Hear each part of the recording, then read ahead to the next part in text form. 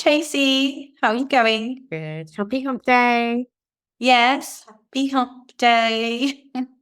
Made it this far. I know. Made it this far. Oh, I was just thinking what I've done since I spoke to you. Oh, Easter has been and gone. Yes, happy Easter. Easter. It was. For those that celebrate it. I know it's Christian, but I'm thinking, I thought it was just Catholic. Or maybe some of the Orthodox and other Christianities do celebrate it as well. Orthodox celebrate it, but not at the same time. They have a different, like with Christmas as well, they've got a different date. Right. Okay. I'll tell you what was interesting. Was it on Sunday? I think it was Sunday. Yes, it was. I went to walk the dog in the park and there was loads of people stood in the park at the end of the path. I mean, like loads, like it looked like an event. I was like, what is going on? And I realised that it was the church. It was mass because it's crossroad from the church, Catholic church. And it was all the congregation with the priest all outside. I'm like, what's going on? Outside? Yeah, outside and having their service. And I'm like, what is going on? And I'm thinking, has it been locked out the church and just decided to do it outside? But I think they were doing the Stations of the Cross. And like literally, because they ended up, I can see they were travelling around the park, which was quite a nice idea, really. If you know what that is. If you were brought up in the Catholic Church like yours truly. Good. So I'm assuming you had nice weather then. Yes, it was absolutely glorious. Glorious. Over the Easter weekend. It was beautiful. Yeah. And we just go. Yeah. And we just had a great time catching up with people that I haven't seen in a while. So it was nice. Very nice. Good. Well, you've had glorious weather. We've had rain. Rain. The whole weekend. It was pretty bad. But we had friend's birthday. That was really nice. Going out, big group. Obviously, we're in Italy. Went out for pizza. That's what you do here. And drinks. It was really good. I love that. I don't know if you were going to say it, but I love how when stereotypes are okay, negatively asked towards them. The truthful. Stereotypes, have a place, but they can be harmful. Yeah, of course. But I love that idea where you can see someone abroad and automatically identify what country they're from. Like here. I often see, and I'm like, that guy's Irish, that guy's English. Just by looking at them, I can tell. I was like, I could just tell. Yeah. It was quite funny. Yeah. And I just thought of the story you mentioned earlier, like. Oh, yes, there is. I did come across an Australian here. And like where we're living, it's very touristy at certain times of the year, but at this time of the year, definitely not touristy at all. So most people you see now are, they're living here. You're not seeing many tourists at all. And we were out and we were having lunch outside and this guy walked past and into the restaurant and he had a mullet, big clue, no top on, he was shirtless and he was quite nicely built and these short shorts that were pink. And I said to my friend, that guy's Australian. So cliche Australian. He really should be on Bondi Beach. He shouldn't be like up in the hills hiking. And he was a total Aussie, and it just made us all laugh because he could be more Australian. Created a cartoon that was more Australian than him. Some of the trends that are popular. Yeah, stereotypes. Yeah, it was probably the mullet that gave it away the most. But the pink shorts also facilitated. It's hilarious. It's so funny. All right. Into stories this week. This is a quite disturbing story. And if I read it without saying when it was, you wouldn't really guess that it's a current news story. Today, in today's day, a day and age. It's really sad. And it's an article from The Guardian. And the title of the article is Taliban Edict to Resume Stoning Women to Death Met with Horror. Unfortunately, the Afghan regime's return to public stoning and flogging, well, it's because there's no one to hold them accountable. for what we perceive as abuses, which I perceive that as an abuse. But anyway, so the Taliban's announced that it's resuming publicly stoning women to death, and nobody's saying anything. Sophia Arifi, a lawyer and head of the Afghan human rights organization Women's Window of Hope, said the announcement had condemned Afghan women to return to the darkest days of Taliban rule in the 1990s. With this announcement by the Taliban leader, a new chapter of private punishments has begun, and Afghan women are experiencing the depths of loneliness. Now, no one is standing beside them to save them from Taliban punishments. The international community has chosen to remain silent in the face of these violations of women's rights. The Taliban supreme leader, Habibullah Akhundzada, can't say that name, announced at the weekend that the group will begin enforcing its interpretation of Sharia law in Afghanistan, including reintroducing the public flogging and stoning of women for adultery. In an audio broadcast of the Taliban-controlled radio television in Afghanistan last Saturday, the leader said, "We will flog the women, we will stone them to death in public for adultery." We call it a violation of women's rights when we publicly stone and flog them for committing adultery because they conflict with your democratic principles. He said, adding, "But I represent Allah and you represent Satan." Oh, wow. He justified the move as a continuation of the Taliban's struggle against Western influences. The Taliban's work did not end with the takeover of Kabul. It has only just begun, he said. So there you go. I mean, there's more obviously to the story, but they can do what they want. It's horrific, isn't it, Tracy? Because, that country's been, and the people in that country, they've been through so much already, since, everything that's happened since 9/11, really, hasn't it?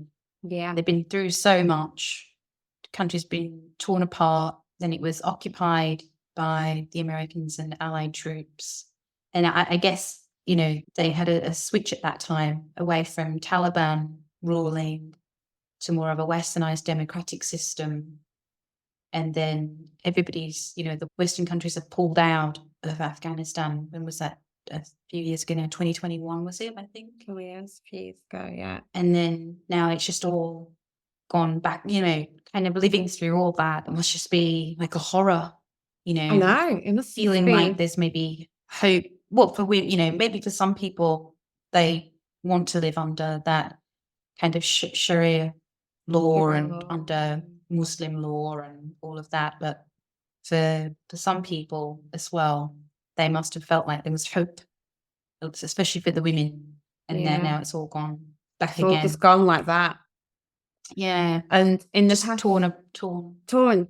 And in the past year alone, the Taliban appointed judges ordered 417 public floggings and executions, according to Afghan witnesses. A research group monitoring human rights in Afghanistan. Of these, 57 were women. And most recently, in February, like a couple of months ago, the Taliban executed people in public at stadiums and urged people to attend executions and punishments as a lesson, but banned filming or photography. Yeah. So you said that quite a lot of those public floggings, so that's like a lashing, isn't it? Like or something, I'm guessing. Yeah. And then the 57 were women. But it's what's considered as crimes as well that's really quite draconian. That if a woman has an affair, then that is the kind of punishment for that is stoning to death. I know. And the man doesn't get a punishment. That's the thing. Yeah. Like, yeah. It's too. I mean, yes, of course, like from an ethical point of view, that's a wrongdoing, but stoning to death, it's madness, isn't it? Like you say, in this day and age. Yeah, I know. I can't believe that that's happening. I know. So tragic. And just my heart goes out to the women living there. Like, what do you do? Like, I mean, I would have tried, if it was me, obviously. It's easy for me to say because I'm not there, but I would have tried to get out. I mean, does it get Can't get out anymore. No. That's what the whole thing was. In fact, that reminds me. Have you watched that movie Escape from Kabul? No. Yeah, I wrote it down before. It's actually like a documentary movie. Really good. Look it up on Netflix. I watched it ages ago. It's Right. just really like shocking. But yeah, I mean, we need to know what's going on there.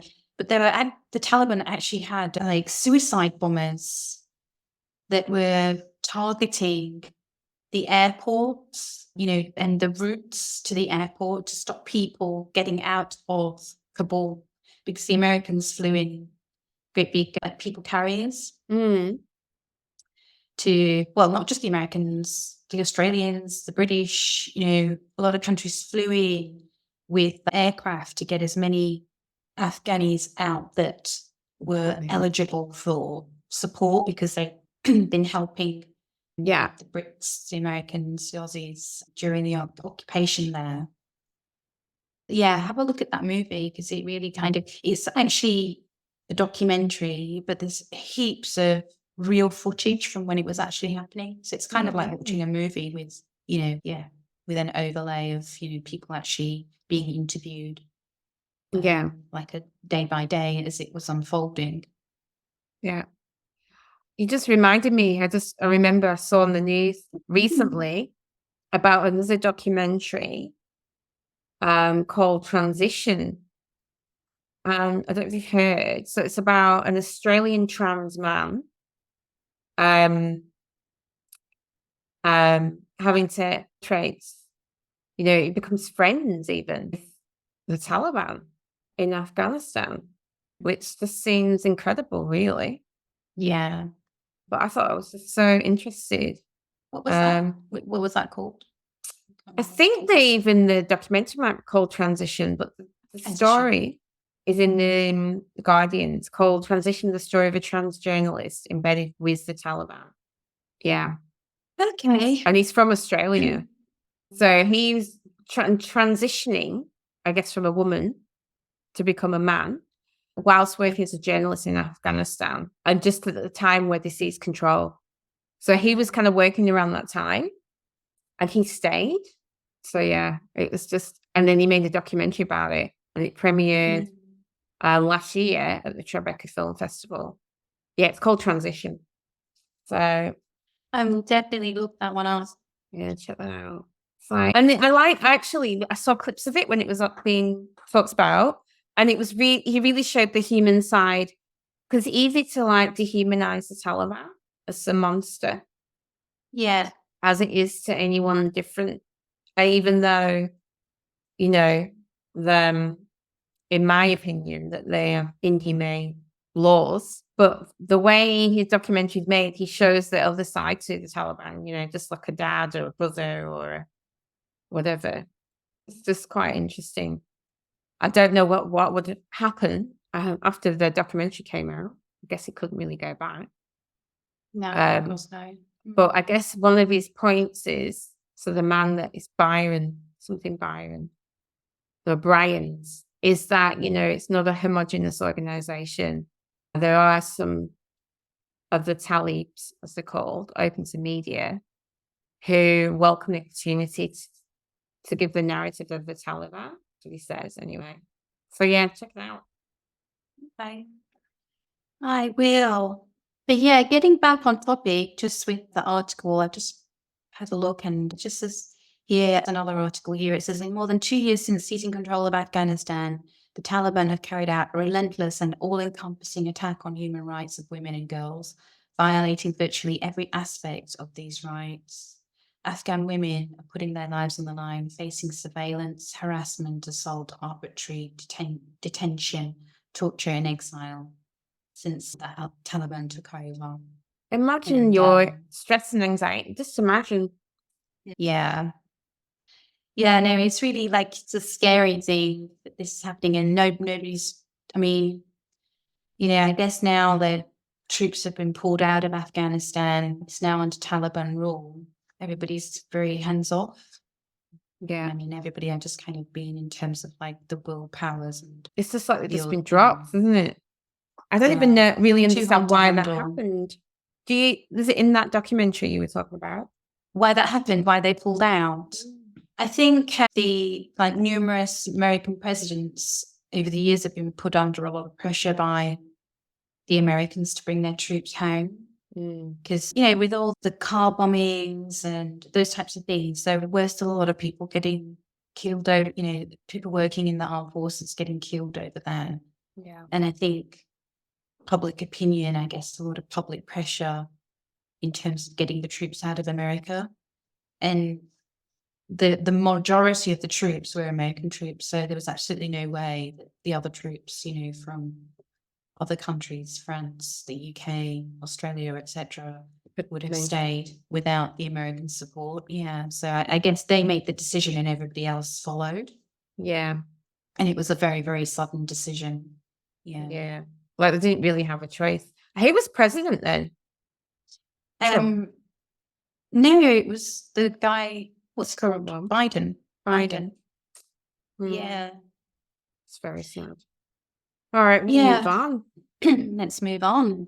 Okay, so this story is, I found it, is from Australia, over in Western Australia in Albany, and it's reported in the ABC. And it's regarding a local councillor over there, a guy called Thomas Brough, who's made some comments about the LGBTQI plus community. So the local council there, he has linked the LGBTQI plus community with paedophiles, and he's obviously received quite a backlash from the LGBTQI community there, who obviously would want an apology and are confronting these comments that he's made. So Thomas Brough is Albany councillor, and he's also a local emergency doctor, made a statement during the February council meeting during a discussion over council support for the city's Pride Festival. So these are his words, he said, within the coalition of the LGBTQI plus community, I just want to hone in on the plus. This includes a group of people who identify as minor attracted persons. The comments were criticised by Dr. Brough's employer, the WA Country Health Service, and members of the Albany Pride. Responding to the controversy, Dr. Brough didn't actually back down on his comments. He didn't apologise. He just said that things had been lost in translation, and his words were not intended to target the established LGBTQI plus community, and he did not apologise. I am not denigrating any person of any sexual identity, he said. I harbour no ill will to Albany Pride. I really understand the context of what he said, or who comes out and says, I identify as being attracted to young, what was the words again? Minor attracted persons. So minor attracted persons. I've never heard that term before. No, I don't know. You're a paedophile. I know, but like, who said I identify? Literally, unless there are, a paedophile. Who publicly comes out and says that? Like, where does that even come from? Like in his head? Yeah, I don't know where that's come from. I was going to actually ask you if you've heard this before, because I'm actually not heard that about this before. I've not, I didn't quite understand it, but maybe it's people that have been identified, or maybe it's even people that have been prosecuted for being paedophiles. I don't know, because at that point, you're not going to deny it anymore. So, but yeah, I'm not sure who's going to outright say it that, this is who I am. This is where the only thing I can think, because I have heard this type of idea before, which I think is complete rubbish.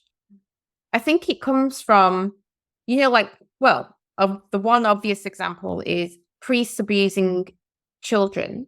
Generally, male priests will have abused boys, generally, not always. Same sex, which by definition is homosexual. Right. And I think that's where the link comes. So paedophiles, who have abused children of the same sex. I think that's where it comes from. Right. Okay. That kind of makes sense now. That idea. And then they link that to the LGBT community. That's the linkage. Yeah. Because there's paedophiles who abuse the same sex, therefore, anybody who's homosexual must be a paedophile. That's kind of how they've made the logic there. So I have heard it before, but I thought, again, that was just a ridiculous notion that didn't pop up anymore. But obviously people still hold that view. Maybe that's his view, I'm not sure. But and I mean, from the Albany Pride, that organisation, that group of people, from their perspective, they are expressing concerns. They've actually raised a protest where up to 40 of them turned up to kind of protest against these remarks. But they're raising this as a concern because they feel that these types of negative remarks that are being kind of associated with them is creating more vulnerability in their community. You know, they're already a vulnerable group. They're already targeted in terms of people that, you know, are hateful against that community. So they just want to kind of stand up and say, hey, we're already a vulnerable community and now this is putting more pressure on us. Whereas we just want to provide a community, you know, support and inclusivity, not just for the LGBTQIs, but for the whole community there. So that's why they are, you know, wanting an apology or at least wanting to stand their ground on this topic. Well, I think they should get an apology.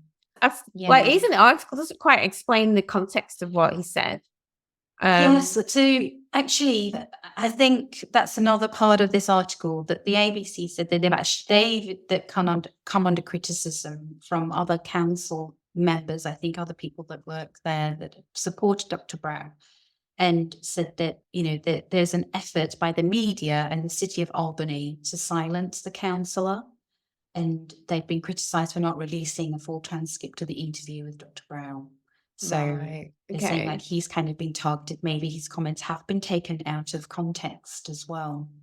Maybe. I don't know how, but yeah, maybe. But yeah, they're right. Depending on how you take that comment, that means gives other people excuses for hate crimes, but also makes people that are part of the LGBTQI plus community feel like they have to hide who they are, mask who they are, live in fear, all of those things, which is that okay? I don't think so. No, that's right. It's not moving us forward, is it? So and the thing that gets me why he doesn't want to apologize. I guess for me, you say sorry when you mean it. You say sorry. This is what sorry means to me. You apologize when you did something that if you had the chance, you wouldn't do it again. Yeah. Like, but if he stands by what he said, then apologies doesn't really mean anything if he doesn't mean it. Do you know what I mean? Yeah. So that's the thing. So apology is only valuable if somebody means it and it's backed up with action as well. So I don't know, even if you did apologize, I don't know how that would help, to be honest. Yeah. And again, if his comments have been taken out of context and be framed in a very negative light, then maybe he doesn't feel that, you know, whatever he said, he might feel, well, I didn't say anything that wrong, right? Yeah. And my intentions weren't bad. So I don't, you know, and he's obviously, he's a doctor, he's maybe working, you know, maybe there's more exposure to something, these minor attracted persons, than what we're aware of. Yeah. Well, it's good to create media content to put out there. Don't really know. Couldn't go either way, but still a problem. The way it's being related has been a problem for sure.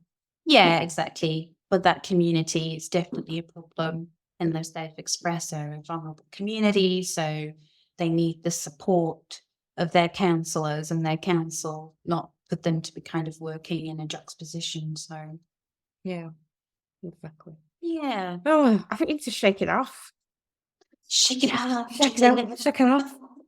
Because honestly, all the negative all that bad energy, those bad, Taliban. We're so lucky. I know we are. We're very lucky. With our first world problems. Yeah, we're lucky that we get the freedom to do this even. Oh, absolutely.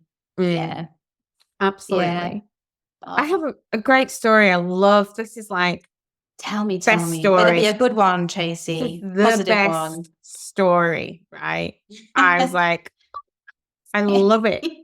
I love these types of stories. So this is an ABC, again, ABC story. And it's about a man called Dom Tullican's Dance Academy for people with a disability. And he encourages them to be their true selves. So that's the article from the ABC. There's a picture here of Dan, I'm guessing, in the middle, and two other people in wheelchairs, and they're in like a dance hall, and they're all smiles and seem to be thoroughly enjoying themselves, or at least posing for the camera. So Dom Tullican himself was in a health crisis when he decided to start his now flourishing business. He ended up getting paralyzed from having 3 mini strokes in one day. He was paralyzed from the shoulders down, unable to talk. And he didn't know whether he'd ever be able to walk again or talk again. And he, prior to that, he'd been a lifelong dancer. And so once he regained movement of his hands through physical therapy, he taught himself to dance in a wheelchair. And when he realized he could do that, he was like, well, I'd like to teach others to do that. Yeah. And then that idea kept growing, and he ended up teaching people in wheelchairs how to dance. And then he decided that he would not only give opportunities to people in wheelchairs, but no matter what the disability, he would find that opportunity. So he set up an ABN, opened the D Dance Academy. D for Dom, I think. Disability. Or disability, even. There was a D for Dom. He named after himself. Academy, which I think is awesome. Yeah. Ah, wow. And he's like, his mum's like, well, you're still paralyzed. You can relapse both time. How do you think you're going to do this? And he says, my legs don't work. I'm just going to use my arms to control the legs, and I'll figure everything out. Figure it out. So this is the thing about some people. They feel like they have to know how everything's going to work, how they're going to do it all before they start anything. But there's a lot to be said for figuring things out as you go, taking one step at a time. Yeah, just start. Start. Is the thing, isn't it? Make a start. Make a start. And he says he has relapses, but he hasn't stopped working. And it says they're now 33-year-old. I don't know how old he was when he started. They're now 33-year-old has been running this dedicated studio for people with disability for more than 2 years out of a local church in regional Queensland city of Toowoomba. So yeah, the D Dance Academy D stands for disability. Thank you. And it's the first of its kind in the region. All abilities welcome. Oh, I think that's just so beautiful. Such a beautiful story.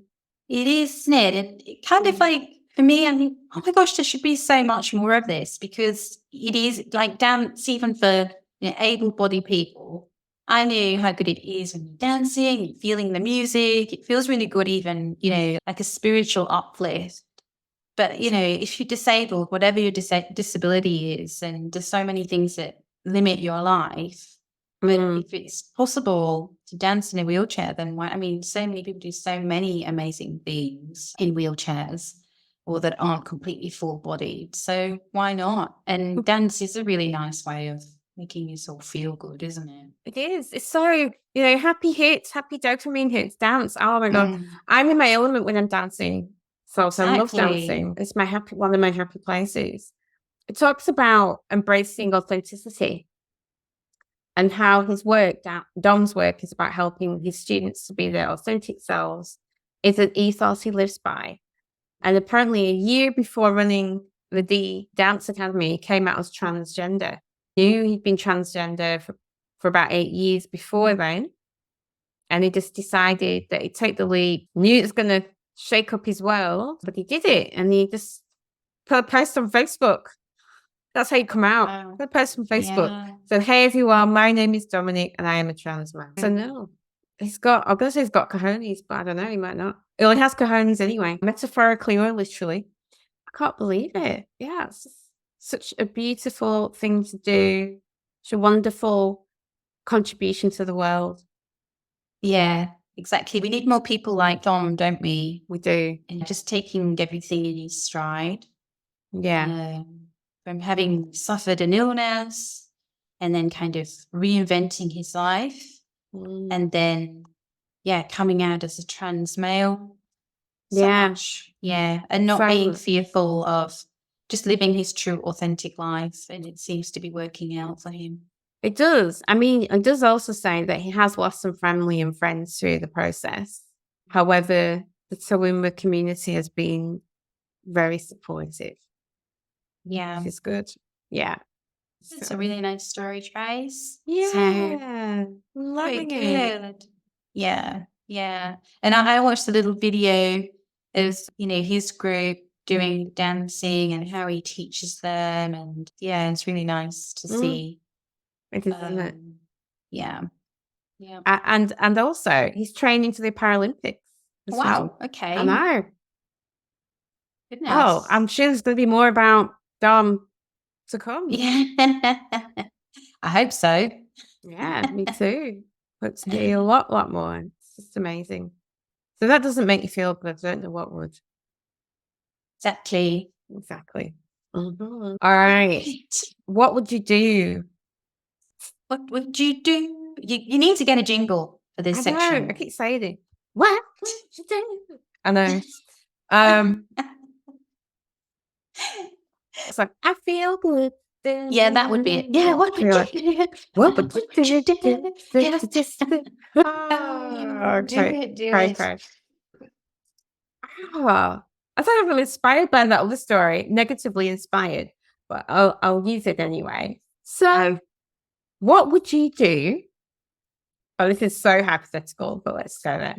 What would you do if you're in Italy? Let's just pretend you've got children and you make new friends and you've met quite a lot of friends and you're going to go out with a group of friends and you need a babysitter and you ask other friends to babysit your kids while you go out. Okay. And the friends you're going out with, totally making this up, the friends you're going out with say, oh, you think that's a good idea? And you ask why. And it's because the friends that you've asked to babysit are members of the LGBTQI community. And they're implying that that's a problem. What would you do? And you know where I got that from? I got that from your story there that you talked about, this comment. Which one are you talking about? The LGBT, the doctors. Oh, yeah. Oh, okay. Yeah. Oh, that's really, that's such a hard one because implying that there's something wrong with community, it's something wrong and they wouldn't, they shouldn't be looking after your kids. Yeah. Yeah, I mean, I would definitely want to understand what it is that they meant by the comment and where that's coming from and why they have that opinion or thought. Is it something specifically about that person or is it because they are part of the LGBTQI community? But yeah, I mean, I also would be then thinking, I don't know if I'm in the right friendship group here because that's not who I am. And not that I want everybody has to be the same as me, think the same as me or whatever, but certainly I want to be spending my time with other people that are open-minded. Yeah. And unless they've got a very specific reason to be negative about somebody specifically, then I would want to be kind of spending my time with, in and around those types of opinions and thoughts. Yeah. Yeah. Well, in terms of friendships, obviously, I think we've talked about this before, you've got to understand other people's perspectives. Doesn't mean I've got to be friends with them though. Yeah, no, I would be a bit shocked, I think, because I think I do choose my friends carefully and I don't, just make friends with anybody. They're a friend because I think they've got the values that I respect and, live their life in kind of along the same kind of principles that I would live my life. And, I would trust them to say the same that I would hope they would trust me, all that kind of thing. So, yeah, it's hard. Because the other thing is I don't like to impose my views on somebody else. If that's their views, then you have to respect that is also their views. But yeah, I would want to kind of figure out what exactly are they worried and scared about. Yeah. this has brought up, now I'm listening to you, it's brought up a few things for me. Well, that specific scenario, never had it. I would do what you do and dig a little around what do they mean? What are they actually saying or suggesting, to get them to spell it out and just try and understand where that's coming from. So yeah, totally do that. So one of the things I've noticed with myself lately is hearing things that are misaligned with my own values. In conversation, it might not be good friends, it might just be acquaintances, and how I react to that. Now, often I find myself quiet thinking, should I say something, should I not? And it's wondering where I can confidently respond in a non-confrontational way. That like, respond confidently with grace. Yeah. And I'm still working on it, to be honest. I am still working on it because there's a few things that I hear are being part of conversations. And I'm like, how do I confidently respond to that? And do I need to? Yeah, do you even need to? Yeah, I mean, like, sometimes it's, I don't know. Yeah, you don't necessarily need to respond. I guess everybody has the right to their opinions and their free thought. Absolutely. But actually, Tracy, thinking about it, I do hear quite a lot of commentary here about, I guess it's like racial commentary, because there are so many immigrants coming from Africa in particular, Italy and other, obviously, European countries. But, in Italy, because the economic situation here, and there's a big job shortage, a lot of the Italians feel that is more of a threat because they are taking the jobs. And, my opinion of that is always the same, that if they work harder and they do a better job, then they deserve the job. So, work harder and do a better job and then you'll get the job. So, but yeah, I do hear quite a bit of, I would say it's racist commentary. Yeah, because in even the way that it's expressed to you. But then I also think, oh, well, is it because of the language? Because, they're talking to me in English maybe. And obviously expressing their thoughts in a more, I guess, delicate way might be hard. So it might come across as quite harsh and abrupt to me because it's like that lost in translation thing. Yeah. I think, I mean, I hear that all the time as well. I hear. And there's no loss in translation there. I think you get that everywhere for sure. Trump's got a lot. He's definitely targeting all immigrants. But the problem I have is that you get lots of immigrants, but it seems to only target the ones, people of colour. There's going to be immigrants from Canada, immigrants from... Yeah, exactly.